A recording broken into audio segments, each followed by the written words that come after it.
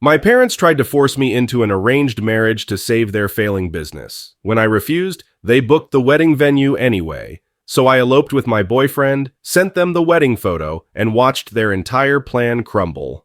I never thought my life would turn into a soap opera, but here we are. My name's Mia, and until 2 weeks ago, I was just another 24-year-old trying to balance work, rent, and a relationship with my boyfriend, Ethan.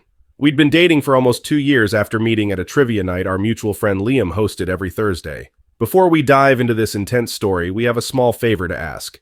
Drop a comment below and tell us where you're watching from. It's always incredible to see how far our stories reach. Thank you so much. Now let's dive in. We were happy. I was happy. But my family? They had other plans. It all came crashing down at Sunday dinner, a family tradition I never missed.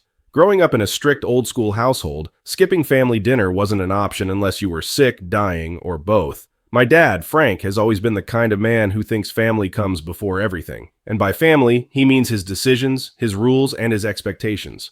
My mom, Linda, follows suit. Not the wealthy kind of traditional where they sip wine at country clubs, more like the, we worked our whole lives to get here, so you better not ruin it. Kind of traditional. So, when I walked in that Sunday, I should have known something was up. The house smelled like my mom's famous slow-cooked ribs, and my younger sister, Jenna, was sitting on the couch, scrolling through her phone. But what caught my attention was the extra place settings on the table. "Who's coming over?" I asked, helping my mom plate the salad. "Oh, just Bill and his son, Derek," she said lightly. I froze. Bill was my dad's oldest friend. He and my father had worked together for years, built a business from the ground up. His son Derek was 28, quiet, and about as exciting as a damp sponge. I had seen him maybe 5 times in my life. Still, I had no clue what was coming. The dinner started off fine. Derek barely spoke, mostly nodding and chewing while my mom aggressively piled his plate with food. Jenna kept kicking me under the table, giving me a look I couldn't decipher. Then, somewhere between the ribs and the pie, my dad cleared his throat. I knew that throat clear. Something bad was about to happen. "Mia," he started, setting down his fork, "your mother and I have been talking." A sinking feeling settled in my stomach. "Bill and I have been discussing the future," he continued, "and we realize there's no better way to secure both our families than to bring them together." He gestured toward Derek. I blinked. "What?" "Derek's ready to settle down," Bill added, grinning. "We thought this would be the perfect match. 2 great families becoming one." My fork froze midair. I looked at Derek, waiting for him to say something, to object, to laugh and tell me this was a joke. He didn't. He just stared at his plate like it was the most fascinating thing in the world. "I'm dating Ethan," I said, my voice firm. "You know that." My mom waved a hand dismissively. "Oh, sweetheart, that's just young love. We're talking about your future." "Your mother's right," my dad added. "Ethan's a nice enough guy, but he has no direction, no real future. Derek, on the other hand, will be running the company one day." I looked at Derek, waiting, praying for him to back out. Nothing. I was trapped in a nightmare. "This is insane," I said, pushing my plate away. "I'm not marrying Derek. I love Ethan." Dad's face turned deep purple, his telltale sign of boiling rage. "This isn't about love, Mia," he said, voice tight. "This is about family and security." Then he said the words that made my blood run cold. "You have until the end of the month to end things with Ethan. We're announcing your engagement at Bill's anniversary party." I didn't wait to hear anything else. I grabbed my bag and walked straight out the door. Ethan was already waiting around the corner in his old Honda Civic, expecting us to do our usual post-dinner grocery run. Instead, I got in the car, my hands shaking, and told him everything. That was yesterday. Today? My phone hasn't stopped blowing up. It's been 2 weeks since that disaster of a dinner, and things have gone from bad to completely insane. I'm writing this from Ethan's tiny apartment at 2 a.m., eating stale gas station cookies and watching the message count on my phone tick higher and higher. I've muted most of my family, but my sister Jenna is keeping me updated. And what she told me? It explains everything. Turns out my dad's business is failing. Bill's company isn't doing any better. And this entire marriage thing? It's not about tradition, it's about money. Bill's company is drowning in debt, and my dad is terrified of losing everything. They weren't just trying to merge families, they were trying to merge businesses. To make things worse, they already booked a wedding venue, a non-refundable venue. They used Bill's anniversary party as an excuse to secure the deposit, fully assuming I'd go along with it. I wanted to scream. The guilt trip started immediately. My mom left voicemails crying about how I was destroying the family's future. My dad called my manager at work, telling him I was going through a rebellious phase. Guess who suddenly got her shifts cut? Me. My cousin Lana sent me a long Facebook message about how I was being selfish and shaming my family. And Derek? Oh, Derek finally spoke. He texted me once saying, "Honestly, I never wanted this either. My dad pressured me into it. I have a girlfriend. She doesn't even know about this." I stared at my screen, stunned. So not only were they trying to force me into a loveless marriage, but Derek was in the same boat? This wasn't just messed up, it was beyond repair. Ethan and I stayed up all night talking. We were already planning to move in together soon, saving up for a small one-bedroom. But now, we needed to move fast, because if my parents thought they could still control me, they were about to get the shock of their lives. The next morning, while my parents were at work, I went home to grab some essentials. I thought I'd be in and out within 10 minutes. I was wrong. Jenna was home, and she knew everything. I barely had my duffel bag halfway packed when she burst into my room, shutting the door behind her. "You're seriously doing this?" she whispered, her eyes wide. "What choice do I have?" I snapped, shoving clothes into my bag. "They're trying to auction me off like a business deal." Jenna bit her lip, hesitating. Then, in a voice so quiet I almost didn't hear it, she said, "Mia, Dad's in deeper trouble than you think." She pulled out her phone and showed me screenshots of emails she'd found on Dad's computer. I skimmed through them, my stomach churning. Loan notices, missed payments, final warnings from the bank, then, the real kicker, an offer from a major development company. They wanted to buy both Dad's and Bill's businesses. But there was a catch. They needed proof of stable leadership before they'd finalize the deal. And that's where Derek and I came in. This wasn't just a last-ditch effort to secure our future. This was an attempt to save Dad from losing everything. I stared at Jenna, my heart pounding. "They booked a wedding venue before even telling me," I muttered. Jenna winced. "Yeah, Mom's been showing the receipt to everyone like it's a contract you can't break." I felt sick. "This is insane," I whispered. Jenna nodded. "They think if you go through with it, everything will fall into place. If you don't..." She trailed off, looking guilty. "Dad said he might have to sell the house." That hit me harder than I expected. The house we'd grown up in. The place where we'd had Christmas mornings, birthday parties, and lazy Sundays watching bad reality TV. I hated what my parents were doing, but a tiny part of me still ached for what was happening to them. But I couldn't fix this for them. I wouldn't. Jenna seemed to read my mind. She sighed, then shoved something into my bag. "Here," she said. I looked down. A wad of cash. "Jenna," she rolled her eyes. "It's my savings from my campus job. Don't make a big deal out of it. Just go." I hugged her. Then I grabbed my bag, took one last look around my childhood room, and walked out. And just like that, I was gone. Ethan and I spent the next few days scrambling. We had planned to get a place together in a few months, but with everything happening, we needed something now. Problem? Rent is expensive. The apartment we had our eye on? The landlord gave it to his nephew instead. Ethan's lease was ending in 2 weeks, and finding a new place was turning into a nightmare. In the meantime, I was crashing at his tiny apartment, a studio meant for one person, not two. His bathroom sink became my makeup storage. His kitchen counter held my hair straightener. My shoes were in a box next to the cereal. It was cramped, messy, and stressful, but we were making it work. Barely. Then came the next blow. My mom found out where I was staying, and she showed up. Ethan and I were at the local discount store picking up essentials when I heard her voice. "Mia." I turned around. There she was, my mother. She looked exhausted, her hair pulled back in a tight bun, her eyes red like she'd been crying.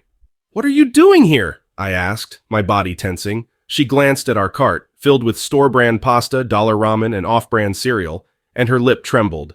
"Mia, you don't have to live like this," I exhaled sharply. "Mom, you're throwing your future away for what? Some cramped apartment, a relationship that won't last? We've been saving for your wedding since you were born, and now you're running away to..." She stopped, eyeing Ethan like he was a piece of trash she found on the sidewalk. That's when I snapped. "This isn't about my future," I hissed. "It's about Dad's business failing. It's about you and him trying to use me as a bargaining chip to save yourselves." My mom gasped. People were staring, but I didn't care. "You already put a deposit on the venue before I even said yes. You expected me to just go along with it like I don't have a choice." She didn't deny it. Instead, she sniffled and pulled out her phone, and then she showed me pictures of my childhood bedroom. Empty. They had already started taking down my things, like I never lived there, like I was already gone. Something inside me cracked. I grabbed our grocery cart and walked away. She didn't follow. The next week was chaos. Ethan and I found a cheap motel to stay in while we figured things out. The room smelled like old cigarettes, and the Wi-Fi barely worked, but it was ours. Then, Jenna sent me a picture. It was a pre-engagement invitation. My parents had already started sending them out. They had picked out my future last name. It was printed on the card. That was it. That was my final straw. Ethan and I had already talked about marriage in the future, but after seeing that invitation, we realized something. We didn't want to wait. If my parents were going to force an engagement on me, I was going to beat them to it. We eloped on a random Tuesday. No big ceremony, no fancy dresses, just Ethan, me, our friend Liam as a witness, and a 10-minute courthouse ceremony. Afterward, we split a milkshake at a diner, and the waitress gave us free pie. Then, with the biggest grin on my face, I took a single blurry wedding photo and sent it to my entire family group chat. Then I muted my phone. The reaction was instant. Mom, hysterical. Dad, furious. Bill called my dad in a rage. Derek liked the photo and commented, "Congrats." Turns out he was relieved because now he could finally tell his dad about his girlfriend. As for my parents, well, they lost the wedding deposit. The merger fell apart. And my dad? Well, let's just say he learned a very expensive lesson. Meanwhile, Ethan and I were in our tiny apartment, still broke, still figuring things out, but happier than ever because at the end of the day, I chose love over a business deal, and I wouldn't change a thing. I expected the fallout from my elopement to be bad, but I underestimated just how bad. My mother had multiple emotional breakdowns, each more dramatic than the last. According to Jenna, she spent the first 24 hours crying, wailing about betrayal, and dramatically placing a hand over her heart like she was having an actual heart attack. Dad didn't talk to me at all, but Jenna let slip that he was furious, not just because I had publicly embarrassed him by choosing my own life over his business deal, but because now the sale was off the table. Apparently, the development company had pulled their offer after learning that the perfect family business merger wasn't happening. Now, Dad was scrambling, desperately trying to find a way to save his sinking company without dragging me into it. And the best part, Bill's company was worse off than we thought. Because just when I thought things couldn't get any more insane, Derek called me. Yeah, Derek. The guy my dad wanted me to marry. The guy who had barely spoken 2 words to me at dinner. He called out of nowhere, his voice panicked and shaking. "We need to talk," he said. Ethan and I met Derek at a dingy coffee shop on the outskirts of town, somewhere my parents wouldn't randomly show up. Derek looked awful, like he hadn't slept in days. He wasted no time. "My dad's company is about to go under," he blurted out, running a hand through his already messy hair. "Like, really under. He's been lying to your dad this whole time, making it sound like things were just rough, but it's worse than that." He pulled out his phone and showed me screenshots of emails between Bill and his lawyers, bankruptcy filings, debt collectors, a notice that their house was at risk of foreclosure. Ethan let out a low whistle. Damn. I stared at the screen, my stomach twisting. Derek looked miserable. My dad was hoping to use the business merger as a way to buy time. If you and I got married, he figured your dad would keep funneling money into the company thinking he was protecting your future. I felt sick. "So what happens now?" I asked. Derek sighed. "Now? My dad's freaking out. He's trying to convince your dad to still invest. But without the marriage, there's no reason for him to do it." I let out a breath. So my entire life had been treated like a business negotiation, and now that the deal was off the table, everything was falling apart. But the best part? Bill's financial crisis wasn't even my problem anymore. For the first time in weeks, I felt free. For weeks, I didn't hear from my father. Mom sent the occasional passive-aggressive text. Jenna kept me updated from the sidelines. But Dad, radio silence.